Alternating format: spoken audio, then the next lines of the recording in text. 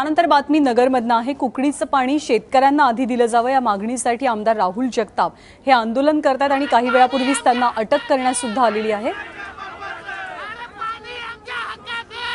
श्रीगोंदा तालुक्यातील फळबागांना पाणी दिल्याशिवाय कर्जतला पाणी जाऊ देणार नसल्याच्या भूमिकेवर शेतकरी ठाम आहेत। आपल्या हक्काचं पाणी मिळावं यासाठी आमदार राहुल जगताप यांच्यासह शेतकरी मोठ्या संख्येने गेल्या 3 दिवसांपासून आंदोलन करतात आणि आमदार राहुल जगताप यांना थोड्याच वेळापूर्वी अटक करण्यात आली आहे। आम्ही शेतकऱ्यांच्या प्रश्नावर लढतोय, त्यांनी आम्हाला अटक केलं तरी चालेल, पण मी ह्या निमित्तानं आपल्याला सांगू इच्छितो की काही जरी झालं तरी चालेल, पण तालुक्याच्या बाहेर आम्ही पाणी जाऊन देणार नाही। जर त्यांनी अशा पद्धतीने अटक करण्याचा प्रयत्न केला तरी मी असेल, आमचे सर्व सहकारी असेल, आम्ही त्या ठिकाणी गेट उघडून त्या ठिकाणी सगळं पाणी श्रीगोंदा तालुक्यातच काढणार, खाली पाणी जाऊन देणार नाही, ह्याच्यासाठी आम्ही पूर्ण लढणार।